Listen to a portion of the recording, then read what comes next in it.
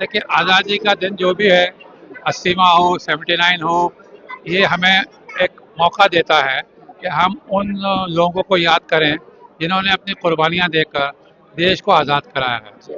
एक लंबी लड़ाई थी जिसमें बड़े बड़े नाम शामिल हैं, महात्मा गांधी हैं, जवाहरलाल नेहरू है, सरदार पटेल है, मौलाना आज़ाद हैं, सुभाष चंद्र बोस हैं। एक बहुत लंबी तहरीक, ऐसे बहुत से लोगों ने जिन्होंने खिदमत अपनी कुर्बानियाँ देख के देश को आज़ाद कराया है। तो हमारा ये मौका है कि आज उनकी कुर्बानियों को याद करें और जिन वैल्यूज़ के लिए देश आज़ाद किया गया, देश इसलिए आज़ाद नहीं किया कि खाली अंग्रेज़ों को भगा दिया जाए। देश आज़ाद किया कि हमारी अपनी सभ्यता जो रही है, हमारी जो अपनी ट्रेडिशंस हैं, हमारे जो अपने अपने अपने अपने लोग हैं, हम उनके लिए काम करें। तो हमारी सभ्यता क्या है? हमारी सभ्यता अनेकता में एकता है। हमारी सभ्यता ये है कि हज़ारों साल से हम लोग सब मिलजुल के प्यार से रह रहे हैं। हमारी सभ्यता बड़ी प्राचीन है। उस प्राचीन सभ्यता में सब छोटे बड़े सब में कोई छूत छात नहीं है, कोई। तो वो जो सभ्यता है उसको हम आगे बढ़ाना, इस 15 अगस्त का ये पैगाम है हमारा। इस 15 अगस्त को हम ये अपने आप को रिएट्रेट करते हैं, ये बताते हैं कि हम उस एकता में अनेकता के लिए काम करें, देश को विश्व गुरु बनाने के लिए काम करें, देश को विकसित भारत बनाने के लिए काम करें। तो हमें उस कॉज को अपने आप को कमिट करते हैं। ये मेरे लिए 15 अगस्त की महत्वपूर्णता है।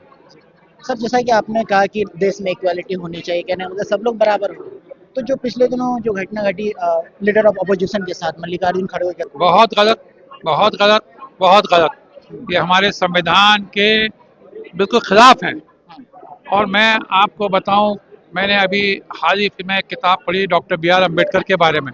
तो डॉक्टर अम्बेडकर तो इस छूतछात के खिलाफ काम करते रहे और उन्होंने हमारा संविधान बना के हमको दिया है।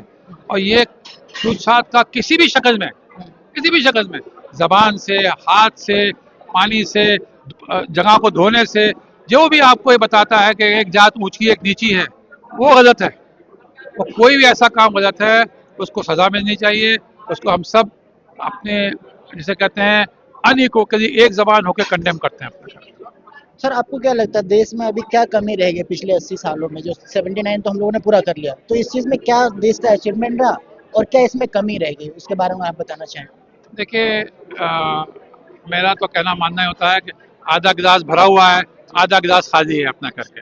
काम बहुत हुआ है, देश में उन्नति हुई है, देश में इंफ्रास्ट्रक्चर बना है, देश में हैवी इंडस्ट्री आई है, देश में आपके कम्युनिकेशन का नेटवर्क बना है, देश में सैटेलाइट बने हैं, देश में यूनिवर्सिटियाँ खुली हैं, एक शिक्षा का काम हुआ है, बहुत हुआ है। लेकिन बहुत करने को बाकी है।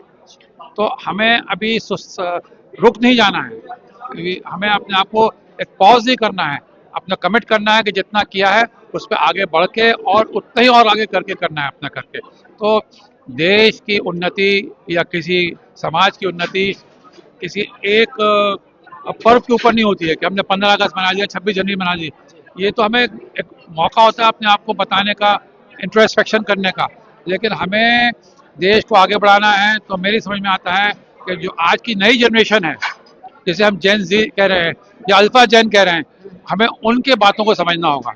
वो सवाल करता है तो उसको सवाल का हमें जवाब देना होगा और सवालों का हल ढूंढना होगा। उनको हमें ब्रश असाइड नहीं करना होगा, उनको जेल में नहीं भेजना होगा, वो डंडे नहीं चलाने होंगे। उनके सवालों का जवाब देना होगा। वो सवाल जायज सवाल हैं। तो आज के वक्त में सबसे बड़ा चैलेंज जो है, आने वाली जनरेशन जिसने आज़ादी की लड़ाई नहीं देखी, ये अभी पैदा हुआ है, 90s में पैदा हुआ है, 96 में पैदा हुआ है, 94 में पैदा हुआ है, उसके बाद पैदा हुआ है। उस जनरेशन ने वो नहीं देखा है जो कुर्बानियाँ लोगों ने दी। वो किताबों में पढ़ा होगा, लेकिन वो उसके भी अपने एस्पिरेशन है। तो अब जो यंगर जनरेशन का एस्पिरेशन है, आने वाले हिंदुस्तान को उस जनरेशन के एस्पिरेशन को पूरा करना होगा। वो आगे बढ़ना चाहता है, वो नौकरी चाहता है, वो चाहता है आईटी में हमारे पास मौके हों, कंप्यूटर का हमारे पास मौके हों, हम रिसर्च करें, नई नई तहकीक करें, देश को उन्नति की तरफ से जाएं, हमारा सर ऊंचा रहे। हमें वो सब काम करना है।